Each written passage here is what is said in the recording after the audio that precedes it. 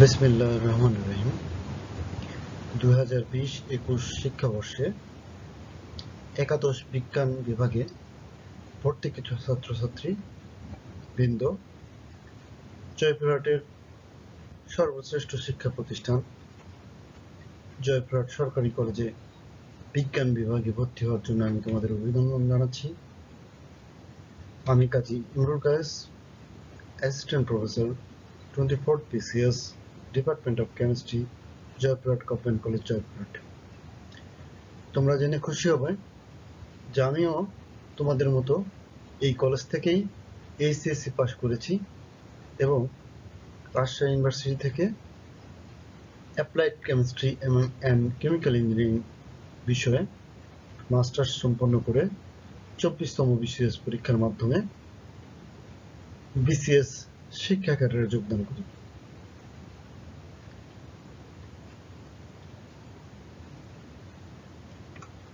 এই করোনাকালীন সময়ে তোমাদের সরাসরি ক্লাস আমরা নিতে পারছি না, কিন্তু তোমাদের পড়ালেখার ক্ষতিটা কিছুটা হলেও পুষিয়ে নেওয়ার জন্য আমাদের এই আয়োজন। আমি আশা করছি এই মহামারী বা দুর্যোগ খুব বেশি দিন থাকবে না, খুব শীঘ্রই আমরা আলোর দেখা পাবো, এই দুর্যোগ থেকে মুক্তি পাবো এবং আমরা আমাদের সেই চিরপরিচিত ক্লাসরুমে ফিরে যাব এবং আমরা স্বাভাবিক নিয়মে যে ক্লাস সেটা আমরা করতে সক্ষম হব। এই প্রার্থনা মহান আল্লাহ রাব্বুল আলামিনের কাছে আমরা করছি। তো আজকে অনলাইন ক্লাসে তোমাদেরকে স্বাগতম। রসায়ন ক্লাসের যেহেতু তোমরা নতুন ভর্তি হয়েছ, তোমাদের প্রথমেই জানার আগ্রহ থাকে বা শিক্ষকদের কাছে জানতে চাও যে কোন বইটা তোমাদের কাছে কোন বইটা তোমরা কিনবে, এটা সকলেই তোমরা জানতে চাও। আসলে আমার পরামর্শ থাকবে যে বইটা তোমাদের কাছে সহজ মনে হবে, ভাষা সহজ মনে হবে, সহজে পড়ে বুঝতে পারবে তোমার নিজের কাছে, সেই বইটা তোমার জন্য উপযোগী। কিন্তু তারপরেও আমি এই অনলাইন ক্লাসে যে চ্যাপ্টারটা পড়াবো সেই চ্যাপ্টারটা যে বই দেখে ফলো করেছি এবং যে বইটা আমার কাছে মনে হয় যে তোমাদের কাছে সহজবোধ্য এবং সহজ ভাষায় লেখা, সেই বইটার তোমাদের এই স্লাইডে দেখাচ্ছি আমি। বইটা পিয়াস পাবলিকেশনের, এর লেখক মোহাম্মদ আবু সালেক। বইটা আমার কাছে মনে হয়েছে সহজ সরল ভাষায় লেখা এবং এটা খুব সহজে পড়ে বুঝতে পারা যায়। তোমরা বইটা দেখতে পারো, যদি তোমাদের কাছে সহজ মনে হয় বইটা কিনতে পারো। আর বই সবসময় একাধিক বই থাকলে ভালো হয়, তোমাদের যাদের সামর্থ্য আছে একাধিক বই কিনবা, এই পরামর্শ আমার থাকলো। তো আজকে এখন আর কথা বাড়াচ্ছি না, চলো আমরা মূল ক্লাসে যাই। আজকে অনলাইন ক্লাসে আমি তোমাদের পড়াবো রসায়ন দ্বিতীয় পত্রের 3য় অধ্যায়, পরিমাণগত রসায়ন বা কোয়ান্টিটেটিভ কেমিস্ট্রি। এটি তোমাদের 2020-21 শিক্ষাবর্ষের ফার্স্ট ইয়ারের অনলাইন ক্লাস, ফার্স্ট লেকচার। চলো আমরা শুরু করি।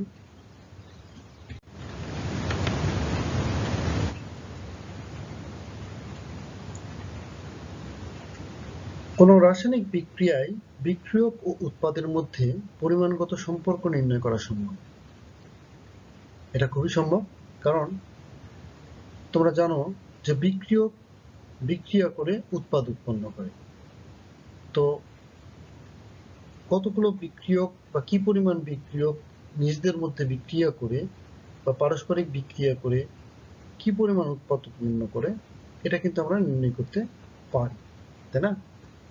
যেমন 1 মোল অক্সিজেন 2 মোল হাইড্রোজেনের সাথে যুক্ত করে 1 মোল পানি উৎপন্ন করে।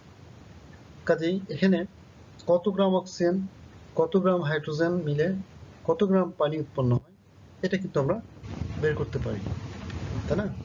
এই জন্য বলা হয়েছে যে কোনো রাসায়নিক বিক্রিয়ায় বিক্রিয়ক এবং উৎপাদের মধ্যে পরিমাণগত সম্পর্ক নির্ণয় করা সম্ভব। বিক্রিয়ক এবং উৎপাদ সমূহের মধ্যে এরকম পরিমাণগত হিসাব নিকাশকে আমরা বলবো রাসায়নিক গণনা। যেমন কঠিন পদার্থের ক্ষেত্রে ভর, তরল পদার্থের ক্ষেত্রে ভর ও আয়তন এবং গ্যাসীয় পদার্থের ক্ষেত্রে আয়তন গণনা করা হয়। স্টয়কিওমেট্রিক সমীকরণ, এই শব্দটা তোমাদের কাছে নতুন, তো চলো এই স্টয়কিওমেট্রিক সমীকরণটা কি একটু ধারণা নেই আমরা। স্টয়কিওমেট্রিক শব্দটি স্টয়কিওমেট্রি হিসাবে এসেছে, এর উচ্চারণটা স্টয়কিওমেট্রিক। রাসায়নিক বিক্রিয়ার সাথে সম্পর্কিত বিক্রিয়ক এবং উৎপাদের পরিমাণের হিসাবকে স্টয়কিওমেট্রি বলে। অর্থাৎ রাসায়নিক বিক্রিয়ায় যে ঘটে সেখানে বিক্রিয়ক এবং উৎপাদক থাকে, এই বিক্রিয়ক এবং উৎপাদের হিসাবটাকে আমরা বলবো স্টয়কিওমেট্রি। আর যে সমীকরণের সাহায্যে বিক্রিয়ক এবং উৎপাদের পরিমাণ হিসাব করা হয় সেই সমীকরণটাকেই আমরা বলবো স্টয়কিওমেট্রিক সমীকরণ।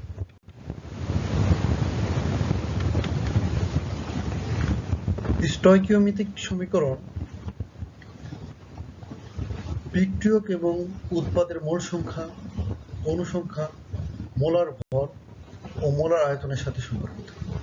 তাহলে কি কি কথা বলা হলো, যে স্টয়কিওমেট্রিক সমীকরণটা বিক্রিয়ক এবং উৎপাদের মোল সংখ্যা, অণু সংখ্যা, মোলার ভর এবং মোলার আয়তনের সাথে সম্পর্কিত। একটা উদাহরণ দেখো, যেমন দেখো যে নাইট্রোজেন হাইড্রোজেনের সাথে বিক্রিয়া করে অ্যামোনিয়া গ্যাস উৎপন্ন করেছে। এখন আমরা যদি মোল সংখ্যা হিসাবে বলি তাহলে 1 মোল নাইট্রোজেন 3 মোল হাইড্রোজেনের সাথে বিক্রিয়া করে 2 মোল অ্যামোনিয়া গ্যাস উৎপন্ন করে।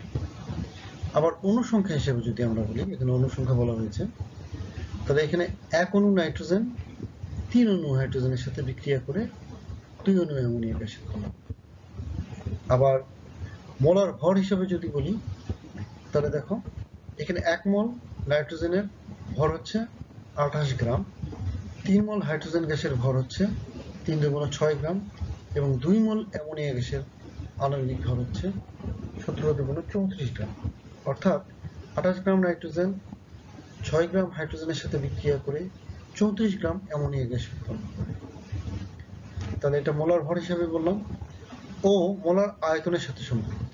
মোলার আয়তনটা কি দেখো, যে আমরা জানি যে কোনো গ্যাসের নির্দিষ্ট তাপমাত্রা ও চাপে মোলার আয়তনটা সমান এবং নির্দিষ্ট, এবং এর পরিমাণটা হচ্ছে 22.4 লিটার। অর্থাৎ যে কোনো গ্যাসের নির্দিষ্ট তাপমাত্রা ও চাপে আয়তনটা নির্দিষ্ট এবং সেটার পরিমাণ হচ্ছে 22.4। আর এই নির্দিষ্ট তাপমাত্রা এবং চাপ হচ্ছে তাপমাত্রা 0 ডিগ্রি সেলসিয়াস এবং চাপ হচ্ছে 1 হেক্টোস্ফিয়ার। অর্থাৎ 1 হেক্টোস্ফিয়ার চাপ এবং 0 ডিগ্রি সেলসিয়াস তাপমাত্রায় যে কোনো গ্যাসের 1 মোলের আয়তন 22.4, এটাকে আমরা বলতেছি মোলার আয়তন। আর অ্যাভোগাড্রোর সংখ্যা, বিজ্ঞানী অ্যাভোগাড্রো পরীক্ষার সাহায্যে প্রমাণ করেন যে যে কোনো গ্যাসের 1 মোলের মধ্যে নির্দিষ্ট সংখ্যক অণু থাকে, এই অণুটাকেই আমরা বলবো অ্যাভোগাড্রোর সংখ্যা। তিনি প্রমাণ করেন যে যে কোনো গ্যাসের 1 মোলের মধ্যে 6.023 × 10⁻23 টি অণু থাকে। অর্থাৎ এটা যে কোনো গ্যাস হতে পারে, কিন্তু সেই গ্যাসের 1 মোলের মধ্যে, প্রত্যেকটা গ্যাসের 1 মোলের মধ্যে 6.023 × 10⁻23 টি অণু থাকে। ঠিক আছে, তো এখানে যদি আমরা অণু সংখ্যা হিসেবে বলি তাহলে দেখো এখানে 6.023 × 10⁻23 টি নাইট্রোজেন অণু, 3 × 6.023 × 10⁻23 টি হাইড্রোজেন অণুর সাথে বিক্রিয়া করে 2 × 6.023 × 10⁻23 টি অ্যামোনিয়া গ্যাস উৎপন্ন করেছে। তো আশা করছি যে উদাহরণটা তোমাদের কাছে পরিষ্কার হয়েছে। তো এবার নেক্সট স্লাইডে যাই। মোল ও মোলার আয়তন। মোলটা কি, এটা অনেক সময় জ্ঞানমূলক প্রশ্ন থাকে যে মোল কি। মোলটা হচ্ছে কোনো মৌলিক বা যৌগিক পদার্থের আণবিক ভরকে গ্রামে প্রকাশ করলে তাকে আমরা গ্রাম আণবিক ভর বা মোল বলা হয়। অর্থাৎ মৌলিক বা যৌগিক পদার্থের যে আণবিক ভর সেটাকে যদি আমরা গ্রাম একক দ্বারা প্রকাশ করি তাকে আমরা মোল বলি। যেমন সালফিউরিক অ্যাসিডের আণবিক ভর তোমরা জানো 98 গ্রাম। 98, কাজে 98 যদি গ্রাম, একে যদি 98 কে যদি গ্রাম হিসাবে প্রকাশ করি তাহলে এটা হবে 1 মোল। তাহলে মোলটা কি, যে গ্রামে প্রকাশ, আণবিক ভরকে গ্রামে প্রকাশ করলে তাকে আমরা মোল বলি। আবার 1 মোল কার্বন বলতে 12 গ্রাম কার্বনকে আমরা বুঝব।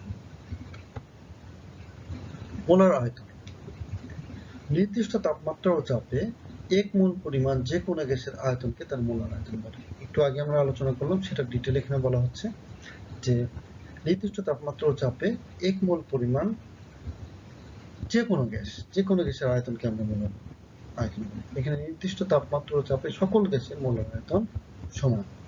এখানে নির্দিষ্ট তাপমাত্রা ও চাপ বলতে আমরা এটাকে প্রমাণ তাপমাত্রা ও চাপও বলি, বা একে সংক্ষেপে এসটিপি বলা হয়, স্ট্যান্ডার্ড টেম্পারেচার এন্ড প্রেসার। এবং এক্ষেত্রে স্ট্যান্ডার্ড টেম্পারেচার হচ্ছে 0 ডিগ্রি বা 273 কেলভিন, এবং চাপ হচ্ছে 1 অ্যাটমসফিয়ার। এবং এই ক্ষেত্রে সকল গ্যাসের মোলার আয়তন হচ্ছে 22.4। অর্থাৎ এই যে প্রমাণ তাপমাত্রা ও চাপ বা এসটিপি বলতে আমরা বুঝছি যে 0 ডিগ্রি সেলসিয়াস এবং 1 অ্যাটমসফিয়ার চাপ।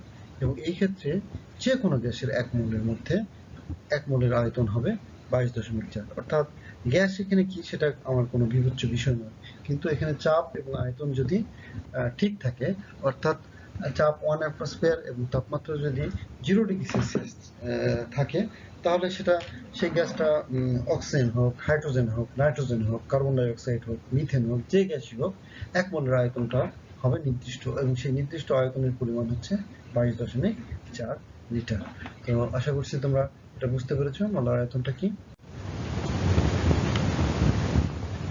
আবার দেখো, 1 মোল গ্যাসের ভর ইকুয়াল টু গ্যাসের আণবিক ভর, এটা তো আমরা কিছুক্ষণ আগে আলোচনা করলাম। 1 মোল গ্যাসের ভর ইকুয়াল টু গ্যাসের গ্রাম আণবিক। আচ্ছা, এসটিপিতে গ্রাম আণবিক ভর পরিমাণ গ্যাসের আয়তন ইকুয়াল টু মোলার আয়তন ইকুয়াল টু 22.4। অর্থাৎ এখানে বলা হয়েছে এসটিপিতে গ্যাসের গ্রাম আণবিক গ্যাসের আণবিক ভরের পরিমাণ গ্যাসের আয়তন ইকুয়াল টু মোলার আয়তন। অর্থাৎ 1 মোলের আয়তনকে আমরা বলছি মোলার আয়তন, এবং সেই মোলার আয়তনের পরিমাণ হচ্ছে 22.4। আবার 1 মোলের মধ্যে অণু কয়টা থাকে? অ্যাভোগাড্রো সংখ্যা সংখ্যক। বিজ্ঞানী অ্যাভোগাড্রো এটা প্রমাণ করেছেন যে 1 মোলের মধ্যে 6.023 into 10⁻23 টি অণু থাকে। কাজেই যেহেতু 1 মোলের মধ্যে অণু সংখ্যা এটা, আবার 1 মোলের আয়তন 22.4, কাজেই এই অণু সংখ্যার আয়তনটাও হবে কিন্তু 22.4। অর্থাৎ আমি বোঝাতে চাচ্ছি যে 6.023 টি অণুর আয়তন হবে 22.4। অর্থাৎ যে কোনো গ্যাসের 1 মোলের আয়তন যেহেতু 22.4, কাজে 1 মোলের মধ্যে যে কয়টি অণু থাকে সেই অণুর আয়তনও হবে 22.4। অর্থাৎ 6.023 into 10⁻23 অণু যেহেতু 1 মোলের মধ্যে থাকে, কাজেই এই 6.023 into 10⁻23 টি অণুর আয়তনও হবে 22.4। আচ্ছা, অ্যাভোগাড্রোর সংখ্যা ও গ্যাসের মোলার আয়তন থেকে নিম্নোক্ত গাণিতিক সম্পর্ক পাওয়া যায়। এই সম্পর্কগুলো আমাদের বিভিন্ন গণনা করার ক্ষেত্রে বা বিভিন্ন অঙ্কের সমাধান করার ক্ষেত্রে আমাদের কাজে লাগবে। চলো আমরা দেখে নিই। 1 নম্বরে বলা হয়েছে যে 1 মোল অণু ইকুয়াল টু 1 গ্রাম আণবিক ভর ইকুয়াল টু 6.022। এখানে 022 বা 03 ও লেখা হয়, 6.023 বা 222 যেটাই লেখুন উভয়টাই ঠিক, এটা কোনো সমস্যা না পয়েন্টের পরে। তো আমরা সাধারণত 6.023 আমরা লিখবো ইন্টু 10⁻23 টি অণু ইকুয়াল টু 22.4 লিটার। এসটিপি এখানে বলা আছে। আবার পদার্থের একটি অণুর ভর যদি আমরা বের করতে চাই, তাহলে তার গ্রাম আণবিক ভরকে তার 1 মোলের মধ্যে অণু সংখ্যা দ্বারা যদি আমরা ভাগ করি, অর্থাৎ গ্রাম আণবিক ভরকে 6.023 into 10⁻23 দ্বারা ভাগ করলে আমরা পদার্থের একটি অণুর ভর পাবো। আবার 1 গ্রাম পদার্থের অণু সংখ্যা যদি আমরা বের করতে চাই, তাহলে অ্যাভোগাড্রো সংখ্যাকে অর্থাৎ 6.023 into 10⁻23 কে যদি পদার্থের গ্রাম আণবিক ভর দ্বারা ভাগ করি, তাহলে 1 গ্রাম পদার্থের অণু সংখ্যা কয়টি অণু আছে সেটা আমরা বের করতে পারবো। আবার 1 গ্রাম গ্যাসের আয়তন যদি আমরা বের করতে চাই, তাহলে মোলার আয়তন অর্থাৎ 22.4 কে যদি আমরা গ্যাসের আণবিক ভর দ্বারা ভাগ করি, তাহলে 1 গ্রাম গ্যাসের আয়তন আমরা পাবো। তাহলে তিনটা গুরুত্বপূর্ণ জিনিস। পদার্থের একটি অণুর ভর বের করতে হলে গ্রাম আণবিক ভরকে অ্যাভোগাড্রো সংখ্যা দ্বারা ভাগ করব, আর 1 গ্রাম পদার্থের অণু সংখ্যা যদি বের করতে চাই, অ্যাভোগাড্রো সংখ্যাকে ওই পদার্থের গ্রাম আণবিক ভর দ্বারা ভাগ করলে 1 গ্রাম পদার্থের অণু সংখ্যা আমরা বের করতে পারবো।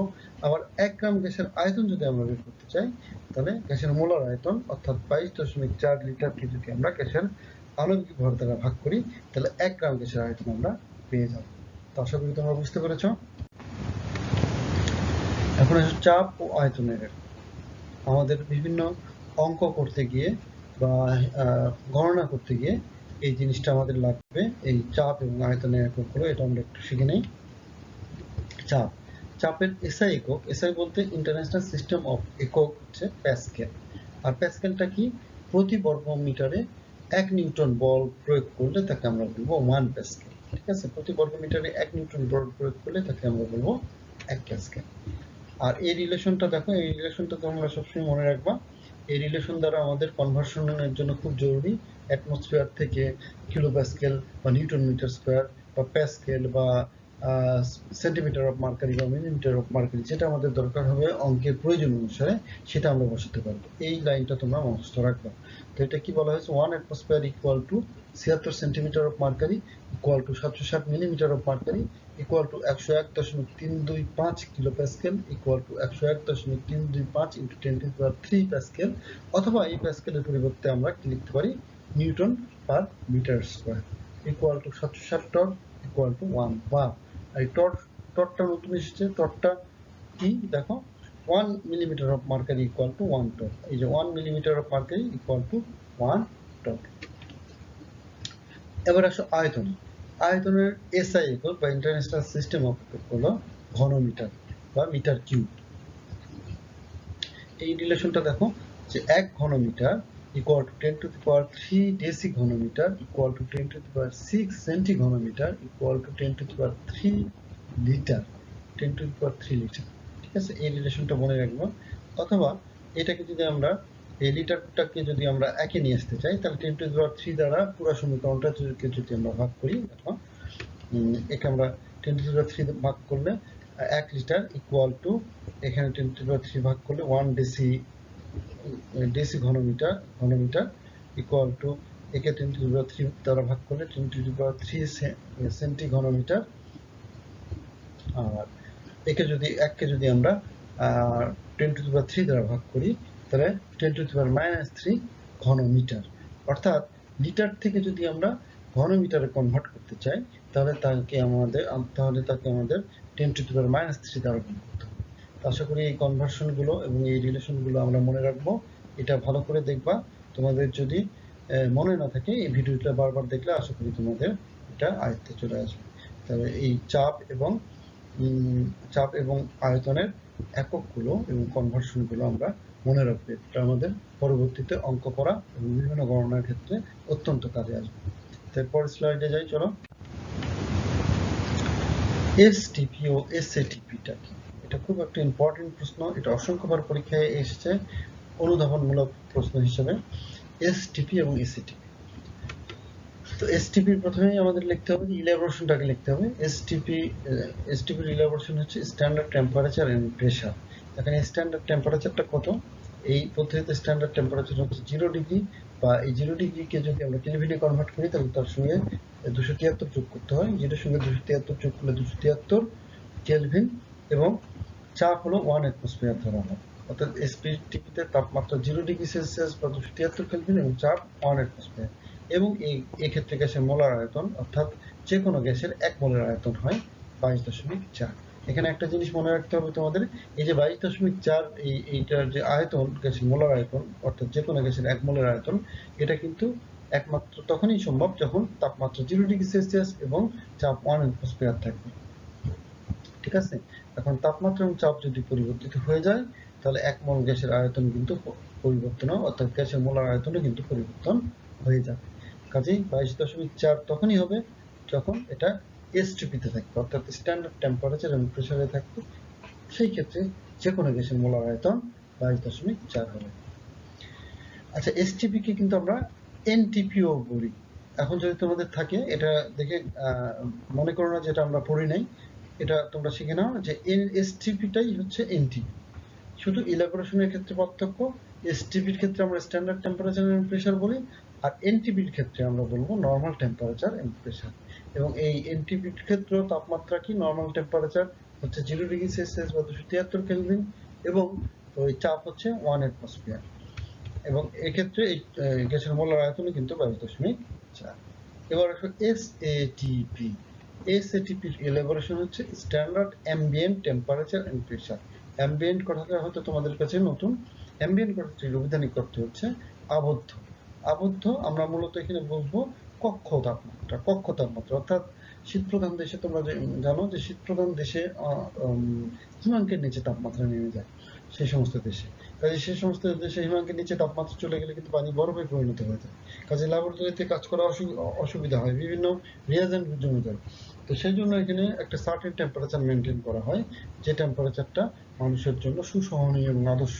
এবং এই 25°C তাপমাত্রা, এই তাপমাত্রায় মানুষ কিন্তু সবচেয়ে কমফোর্টেবল ফিল করে, এবং এই তাপমাত্রাকে সুসহনীয় তাপমাত্রা আমরা বলি। এই সময় এই তাপমাত্রায় মানুষের কর্মদক্ষতাও বেশি থাকে।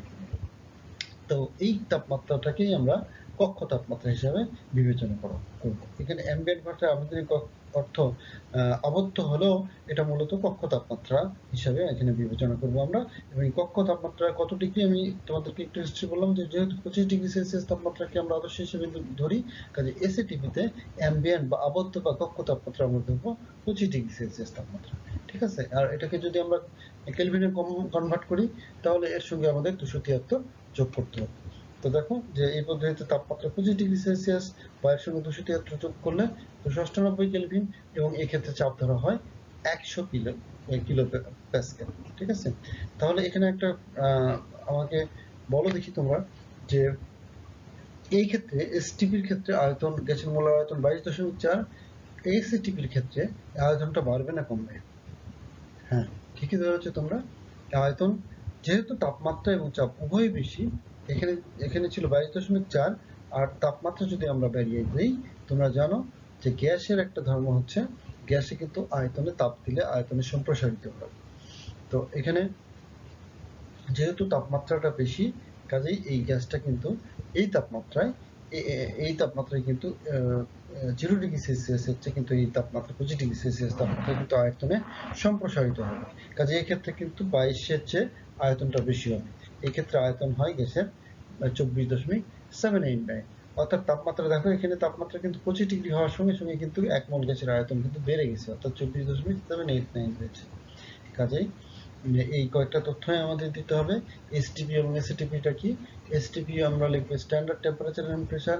এই ক্ষেত্রে তাপমাত্রা 0°C বা 273 কেলভিন এবং চাপ 1 অ্যাটমসফিয়ার, এবং এই ক্ষেত্রে গ্যাসের মোলার আয়তন 22.4। এসটিপি কে আমরা এনটিপিও বলতে পারি, এবং এই ক্ষেত্রে ইলাবোরেশন হচ্ছে নর্মাল টেম্পারেচার এন্ড প্রেসার, এবং এই ক্ষেত্রে তাপমাত্রা, চাপ এবং আয়তন সবগুলোই হচ্ছে এসটিপির সমান। আচ্ছা, আর এসএটিপি হচ্ছে standard ambient temperature and pressure. এই ক্ষেত্রে তাপমাত্রা 25°C বা 298 কেলভিন, এবং চাপ হচ্ছে 100 কিলোপ্যাসকেল। এবং এই ক্ষেত্রে গ্যাসের মোলার আয়তনটা একটু বেশি, যেহেতু তাপমাত্রা বেশি, গ্যাসের মোলার আয়তন এই ক্ষেত্রে 24.789। এখন আসো গণনা। এখন আমরা দুইটা অঙ্ক বা গণনা করে আমরা এই আজকের ক্লাসটা শেষ করব। এখানে দেখো, প্রথম ক্ষেত্রে বলা হয়েছে 10 গ্রাম অ্যামোনিয়া গ্যাসের আয়তন এসটিপিতে কত। খুব সহজ একটা গণনা। এটা আমরা কিভাবে করব দেখো, যে 1 মোল অ্যামোনিয়ার ভর এখানে 17 গ্রাম। এখন এসটিপিতে 17 গ্রাম গ্যাসের আয়তন কত? 22.4 লিটার। যেহেতু আয়তন চাইছে, কাজে একে কত, 10-এ কত, কাজে আমরা ঐকিক নিয়মে খুব সহজে বের করতে পেরেছি 13.176। এই অঙ্কটা আশা করি বুঝতে পেরেছো। এই ধরনের অসংখ্য অঙ্ক আছে, এগুলো তোমরা বাসায় প্র্যাকটিস করবে বই দেখে, এগুলো এমসিকিউ থাকতে পারে। আশা করি এই অঙ্কটা বুঝতে পেরেছো। এর পরের অঙ্কটা একটু জটিল, এর চেয়ে একটু জটিল। আমরা চলো পরের অঙ্কটা দেখি। 30°C তাপমাত্রা ও 740 মিলিমিটার পারদ চাপে 25 ml বা মিলিলিটার অক্সিজেন গ্যাসের অণু সংখ্যা কত? এই অঙ্কটা করার জন্য আমাদের একটা ফর্মুলা প্রয়োজন। এই ফর্মুলাটা আসলে এই প্রথম চ্যাপ্টার অর্থাৎ পরিবেশ রসায়নের মধ্যে আছে। গ্যাসের সূত্রের মধ্যে গ্যাসের সূত্রে বয়েল এবং চার্লসের যে সূত্র, সেই সূত্র দুটো যখন আমরা সমন্বয় করব, সেই সূত্রটা আমাদের এখানে প্রয়োজন হবে। সূত্রটা এরকম যে P1 V1 by T1 equal to P2 by 2 by T2। এই অংশটা আমরা কিন্তু বয়েল এবং চার্লসের সমন্বয় সূত্র থেকে পেয়েছি, এবং সেটা এই দ্বিতীয় পত্রের প্রথম অধ্যায়, অর্থাৎ গ্যাসের সূত্রসমূহ এই অংশটা আলোচনা করা হবে। এর পরবর্তীতে এই চ্যাপ্টারটা আমি পড়াবো অথবা অন্য কোনো স্যার পড়াবেন। শুধু আমরা মনে রাখো যে এই সূত্রটা এসেছে বয়েল এবং চার্লসের সমন্বয় সূত্র থেকে। P1 V1 ভাগ T1 equal to P2 V2 ভাগ T2। অর্থাৎ প্রাথমিক চাপ এবং আয়তনের গুণফলকে প্রাথমিক তাপমাত্রা দ্বারা ভাগ করলে সেটা কার সমান হবে? সমাপনী চাপ এবং আয়তনের গুণফলকে যদি সমাপনী তাপমাত্রা দ্বারা ভাগ করি, সেই ক্ষেত্রে এই দুটা সমান হবে। এখানে একটা বিষয় তোমাদের খেয়াল রাখতে হবে যে এখানে বড় হাতের টি ব্যবহার করা হয়েছে। এই বড় হাতের টি মাত্রই কিন্তু কেলভিন তাপমাত্রা বসাতে হবে। অর্থাৎ গ্যাসের সূত্রসমূহে যে সূত্রে আমরা যে ফর্মুলাগুলো ব্যবহার করব, সেখানে অবশ্যই তাপমাত্রাকে কেলভিন তাপমাত্রায় রূপান্তর করে মানগুলো বসাতে হবে। কেলভিন তাপমাত্রা রূপান্তর করা খুবই সহজ। শুধু সেলসিয়াস তাপমাত্রার সাথে 273 যোগ করলেই কিন্তু সেটা কেলভিন তাপমাত্রায় রূপান্তরিত হবে।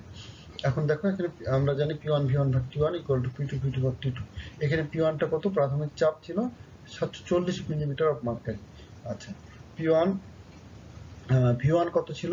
V1 ছিল এই যে 25 ml অক্সিজেন, তাহলে এই V1 এর মানটা 25 ml। আর T1 টা কত ছিল? প্রাথমিক তাপমাত্রা ছিল 30 ডিগ্রি সেলসিয়াস। কাজে এখানে যেহেতু ক্যাপিটাল টি, ওটা কিন্তু বসানোর সময় আমাদের 273 যোগ করে বসাতে হবে। কাজে 30 plus 273 equal to 303 kelvin T2। আর P2 টা কি? P2 টা এখন দেখো যে P2 বা আমাদের গ্যাসের অনুসংখ্যা যেটা বের করব, সেটা কিন্তু আমাদের বের করতে হবে এসটিপি তে। এখানে যদি উল্লেখ করা নাও থাকে, তখনও আমাদের ধরে নিতে হবে যে এটা আমাদের অঙ্কটা, অনুসংখ্যাটা বের করতে হবে এসটিপি তে। ঠিক আছে? এসটিপি তে গ্যাসের চাপ 1 অ্যাটমোস্ফিয়ার বা 760 মিলিমিটার অফ মার্কারি বা 76 সেন্টিমিটার অফ মার্কারি। কাজে এখানে আমি P2 এর মানটা বসিয়েছি 760 মিলিমিটার অফ মার্কারি। এখানে এই মানটা বসানোর কারণ আছে, আমি 1 অ্যাটমোস্ফিয়ারও বসাতে পারতাম, বা কিলো প্যাসকেলও মানটা বসাতে পারতাম, বা নিউটন মিটার স্কয়ারে বসাতে পারতাম, কিন্তু আমি এখানে 760 মিলিমিটার অফ মার্কারিতে বসিয়েছি, কারণ যে এই P1 এর মানটা মিলিমিটার অফ মার্কারিতে দেওয়া ছিল। একই যেহেতু চাপের মান একই একক বিশিষ্ট চাপের মান বসাতে হবে, এই জন্য আমি এটা কিন্তু 760 মিলিমিটার অফ মার্কারি বসিয়েছি। আচ্ছা, P2 আমরা পেলাম। T2 টা কত? T2 টা আমাদের এসটিপি তে তাপমাত্রা কত ছিল, সেটাই হচ্ছে T2। এসটিপি তে তাপমাত্রা কিন্তু 0 ডিগ্রি সেলসিয়াস। এই 0 প্লাস 273 যোগ করলে এটা 273 কেলভিন হয়।